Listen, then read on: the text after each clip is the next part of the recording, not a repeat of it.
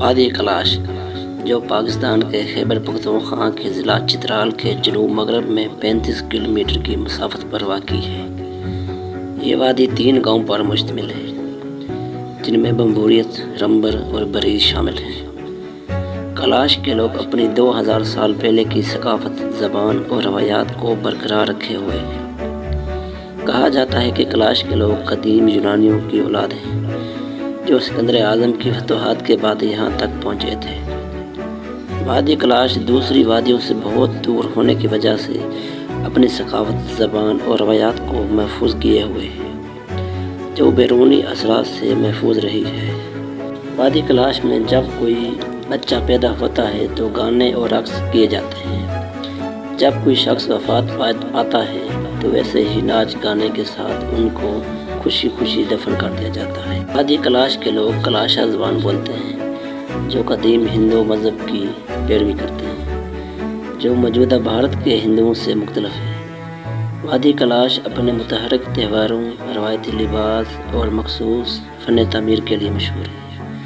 موجودہ دور میں وادی کلاش مختلف چیلنجوں کا سامنا کر رہا ہے جیسے ثقافتی اور ماحولیاتی تبدیلیاں۔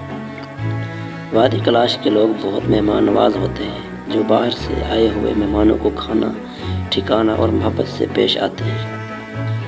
ہر سال پاکستان اور باہر کے ممالک سے بہت سے لوگ وادی کلاش کا حسن دیکھنے آتے ہیں۔ سال بھر کے ہر موسم میں وادی کلاش میں بہت سے فیسٹیول کا انعقاد کیا جاتا ہے جیسے چلم جوشی فیسٹیول۔ یہ مئی کے مہینے میں موسیقی، رقص اور دعوت کے ساتھ مسلسل 4 دن بہار کی آمد کی خوشی میں منایا جاتا ہے۔ اچل فیسٹیول اگست کے مہینے میں مسلسل 3 دن فصل کاشت کرنے کے موسم کی خوشی میں منایا جاتا ہے جس میں گانا اور ناچنے کی رسومات ادا کی جاتی ہیں۔ اوچاؤ فیسٹیول ستمبر کے مہینے میں جب فصل پک کر تیار ہو جاتی ہے تو یہ فیسٹیول فصل کو کاٹنے کی خوشی میں منایا جاتا ہے۔